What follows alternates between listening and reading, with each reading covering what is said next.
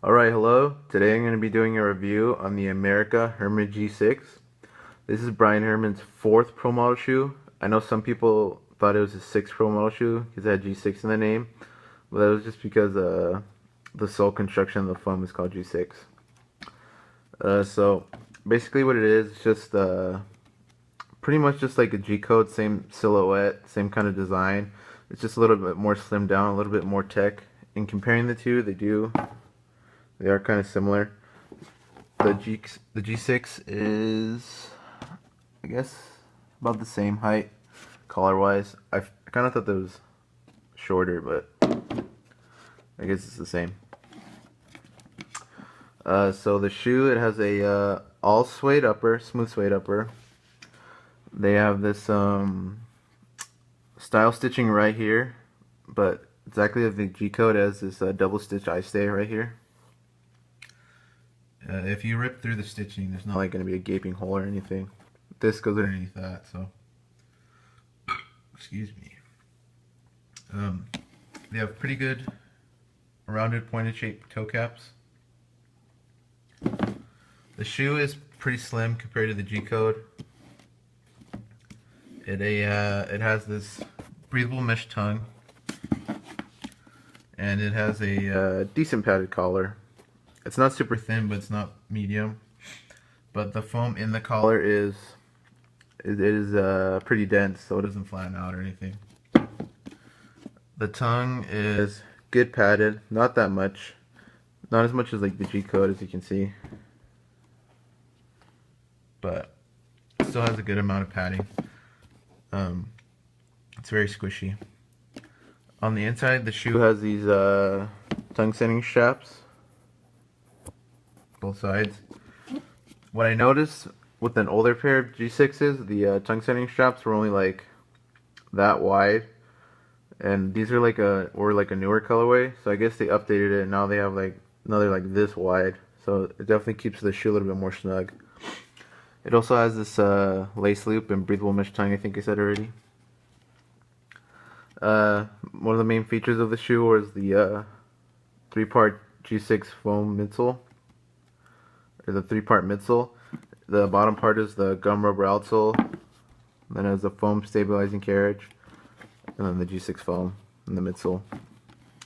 The insoles they come with are these, I think they just call them lightweight G6 foam insoles, pretty thin.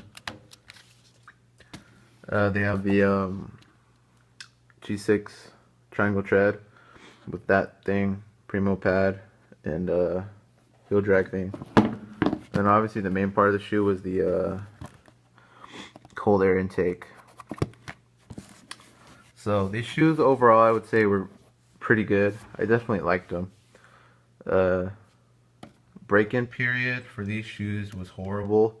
I didn't even know how long it actually took me to break them in. The sole itself, which is pretty flexible, broke in about a day of like walking or something at school. But the upper took forever to break in.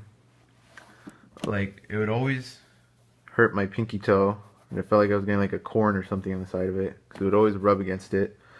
And the toe cap, it was like, it would always make the top of my big toe hurt, and it would just always be tight. Just make me feel uncomfortable. So that took like a really long time to stretch out. I don't even know how long. And I don't have super wide feet, so it was kind of weird. That was the first time I've ever had that. Obviously compared to the G codes, like I said, it's pretty much the same design, just a little bit more slimmed down.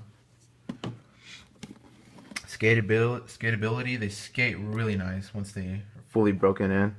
The toe cap, like I said, it's the perfect shape toe cap for me. I really like this type of shape. It helps me get flip tricks better. And they just feel really good on your feet. Board feel wise, they do have pretty good board feel. Especially for like a cup sole shoe that's supposed to be for jumping. But you do feel like you have something underneath your foot. It's not like a Vans shoe type of board feel, but you do have a good amount. Durability wise, these shoes are very durable. I skated these shoes for about 2.5 months. The first week I skated them, I was still on a winter break, so I skated a lot in them. and I still was able to skate in these during a little bit during spring break. So that was pretty much where I ended them, from like February to the second week of April. So two and a half months they lasted. They were pretty durable. I really liked that. One thing I was skeptical about was no toe bumper on the sole. I didn't think it was going to be that durable. After skating them, the sole is definitely durable. The rubber is like, it's pretty grippy, and it feels like it's way more durable than having a toe bumper without having that added weight. So one thing I did not like I said, was the break-in time. It took extremely long, and that it blew out right here.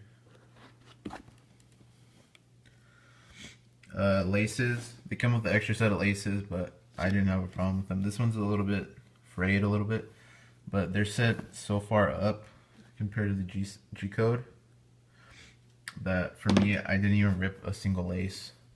So that was pretty impressive.